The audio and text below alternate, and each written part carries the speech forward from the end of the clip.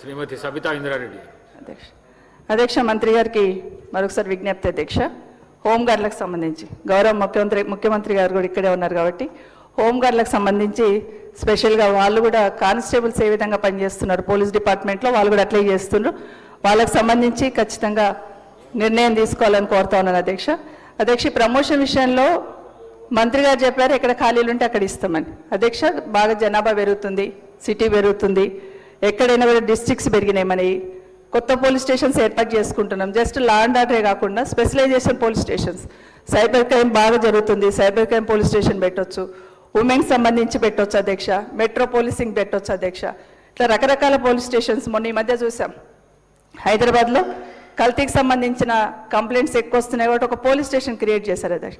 అట్లే డిస్ట్రిక్ట్లలో కూడా క్రియేట్ చేయండి, ట్రాఫిక్ మేనేజ్మెంట్ ఉంటుంది క్రియేట్ చేయండి, తప్పకుండా దాంట్లో కూడా ప్రమోషన్స్ ఇవ్వడానికి అవకాశం ఉంటుంది అధ్యక్ష.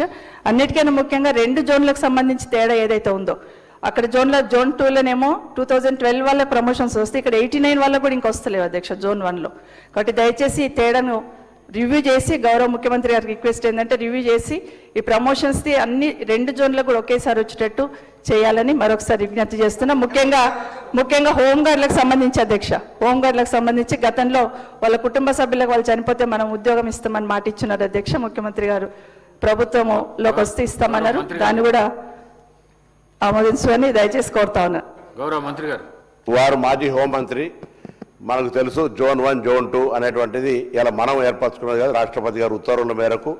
దానికి సంబంధించినటువంటి సూపర్ న్యూమరీ పోస్టులు ఇవన్నీ అటువంటి మనం అధికారం ఉన్నప్పుడు మనం జ్ఞాపకాలు ఇప్పుడు వచ్చినప్పుడు చేసినప్పుడు తప్పని మరొకసారి మిమ్మల్ని నేనేమంటున్నా, మేము దానికి వ్యతిరేకం కాదు. నేను మళ్ళీ చెప్తాను, ఈరోజు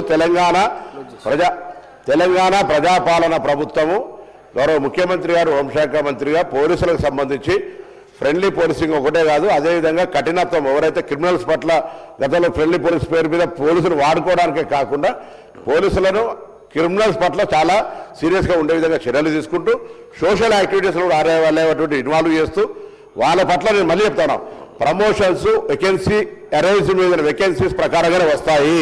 హోంగార్డులకు సంబంధించి కొత్త పోలీస్ స్టేషన్లు ఏర్పాటు చేయడం ఇదంతా కూడా మనం ఒక పోలీసులతోనే పరిపాలిస్తున్నటువంటి పరిస్థితి కాకుండా తప్పకుండా ఎక్కడైతే శాంతి భద్రతలు అవసరం ఉన్నాయో అక్కడ పోలీస్ స్టేషన్లు ఏర్పాటు చేసేది కానీ ఆవశ్యకత కానీ ముఖ్యంగా వారి ఆరోగ్యానికి హెల్త్ ఇతరత్ర అనేక రకాల అంశాలకు సంబంధించి కొత్త లేక్ పోలీస్ చెప్పినారు, లేకపోతే హైవే పోలీస్ ఉంది, లేకపోతే ఇతరత్ర టూరిస్ట్ ప్లేసెస్లల్లో అనేక రకాల తప్పకుండా వారి సూచనలన్నీ కూడా ప్రభుత్వం పరిశీలన చేస్తే రిక్రూట్మెంట్కి సంబంధించి కూడా మరి ఒక సీనియారిటీని రిక్రూట్మెంట్ స్టేజ్లో ఫిక్స్ చేస్తే బాగుంటుందని చెప్పినారు.